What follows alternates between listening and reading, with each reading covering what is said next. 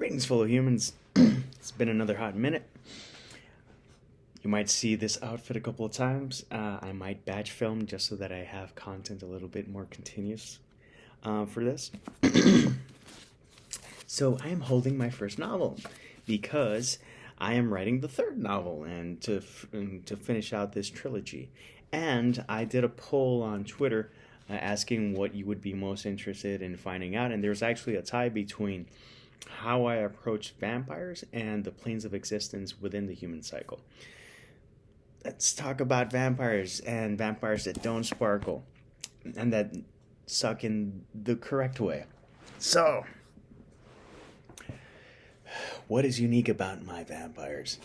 And and the most unique thing about my vampires is that every vampire is unique. And powers are not the same across the board, and it varies from person to person. The thing is that there's something that I explore in the novel, which are cardinal points. Think pressure points, and if you use those pressure points and unlock them, hidden and latent abilities will cease to be dormant and will wake up and come alive.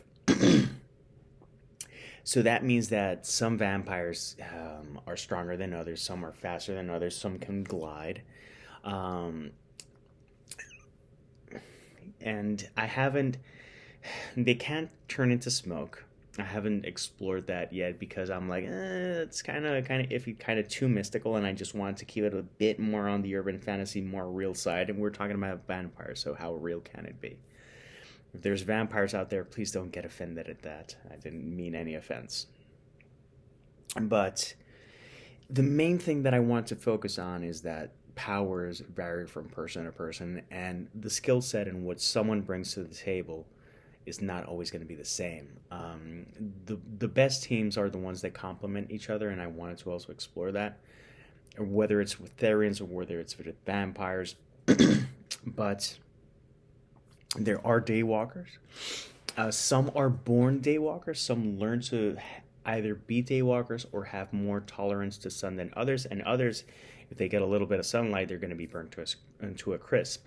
Again, it varies, and the reasons why it varies are also, it's not the same thing over and over. It's not like if it's born from a vampire mother or a human mother or some sort of combination, it's not a Herculean approach to it.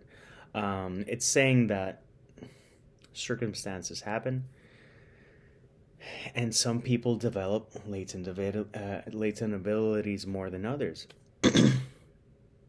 I think there is beauty and power in heterogeneity and variety and diversity. And diversity was a key. In the first book, more than anything, I wanted to focus on diversity in gender and physical ability and stuff like that. And eventually I got into races and other stuff like that. And the main group, the main protagonist is Nathaniel Reynolds, and he is actually kidnapped by Daniel of Montaker. Daniel is a vampire. He's been a vampire for over 400 years, and he is the leader of the Magdalena group. And here is where I wanted to explore different things. So Therians, shapeshifters, werewolves, but don't call them that because they are more than that.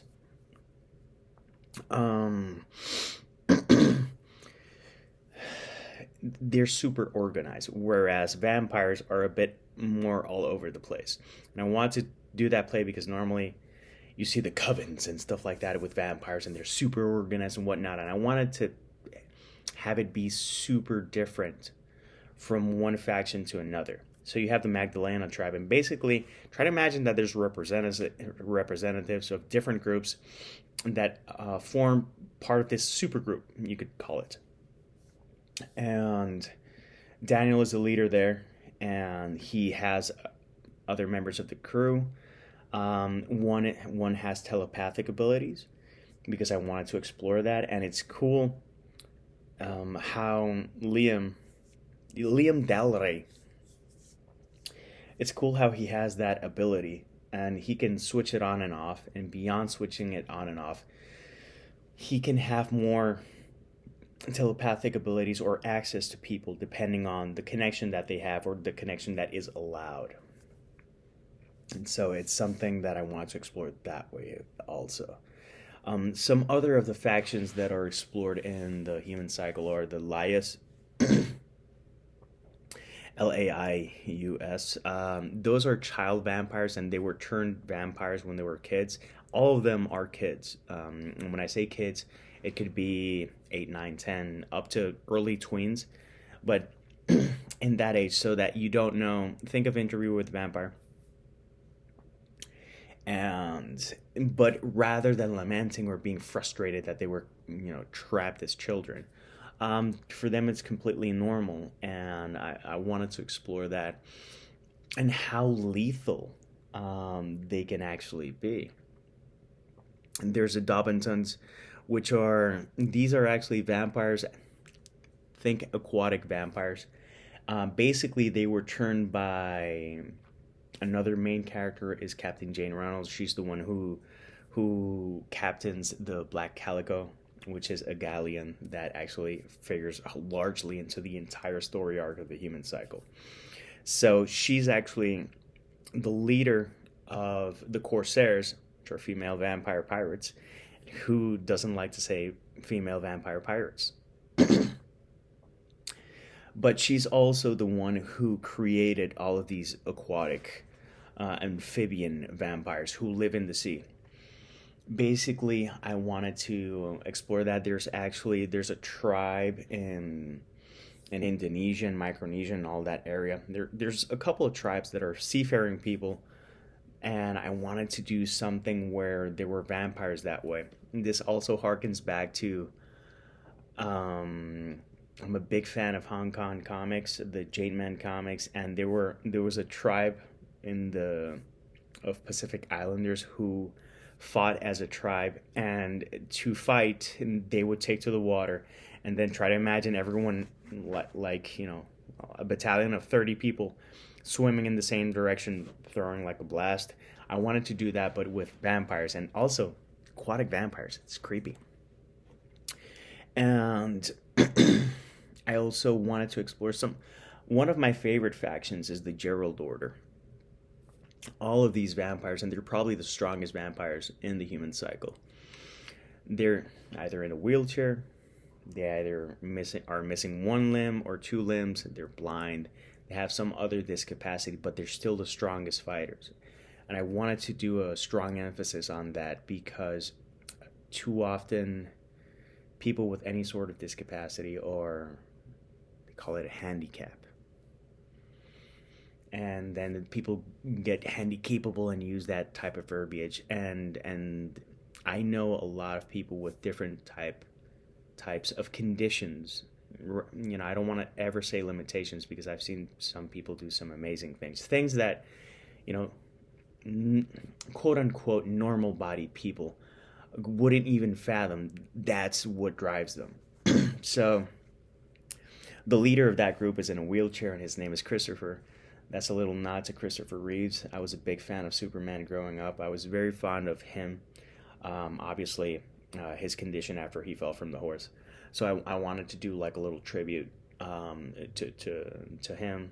And there's a little nod in Only Human where you get a sense that it's referring to Christopher Reeves. And also, they don't necessarily have to feed on blood, vampires in general, but they should, because if not, they become like sort of wraith-like, like zombie-like. And that's what they feed on, is not like, plasma or red blood cells or white blood cells. It's actually a little bit of the essence of the people, as in like, soul sucking. So that's something that will figure partially into the human cycle, but it's a concept that I will bring into other projects that I'm going to be working on in the future in urban fantasy settings. So yeah, there's not going to be any. There might be hissing, because I think that's one of the fun traits and fun tropes that I enjoy from vampires is the whole. I enjoy that, but not necessarily the posing and whatever. So they will hiss because it's a very vampiric thing to do, and it's something that I just like how kinetic it is. Physically, when you hear someone hiss, you have a reaction, and when you read it, you go like, ugh. And I kind of like that. So the rules that apply, that many stories have for vampires, they don't necessarily apply here, because sometimes it applies, sometimes it doesn't apply. And again, not every human is the same, not every vampire is the same. Experience is one thing, but the powers that we have is another thing. I mentioned the cardinal points, and I also wanted to do an explanation that all living beings have cardinal points and abilities, latent abilities that we can unlock. And the thing is that for humans, it's harder to do that just because our lifespan is much shorter than a Therian or a vampire or an angel. You know, these creatures have such longer lifespans that they can focus on one thing and eventually unlock those abilities. And I wanted to show that as humans we have that potential, but that we're limited by time. Time is also something that I kind of explore here and there in different ways. But yeah, that's an 11-minute nutshell of how I explore vampires.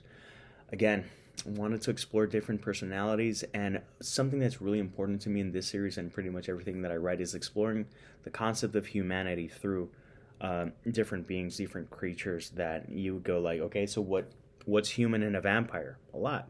What's human in an angel? A lot. What's human in a demon? A lot. It can be a lot.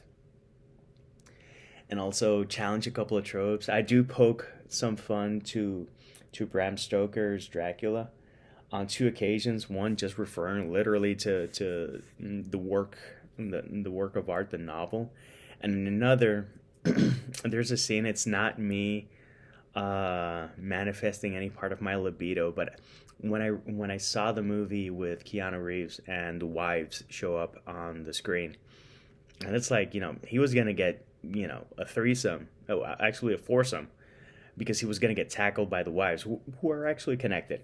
So I had a little fun with that. It's not me perving out or anything, but I did want to mention that to end on a cheeky and silly note, because not all vampires have to be serious and morose and just tragic. I know that with enough time we can all become tragic, but it doesn't always have to be that way. Something that I also wanted to mention, the limitations that most humans have, a lot of vampires don't have. Some vampires have the ability to heal, and some put it to the test, like Liam.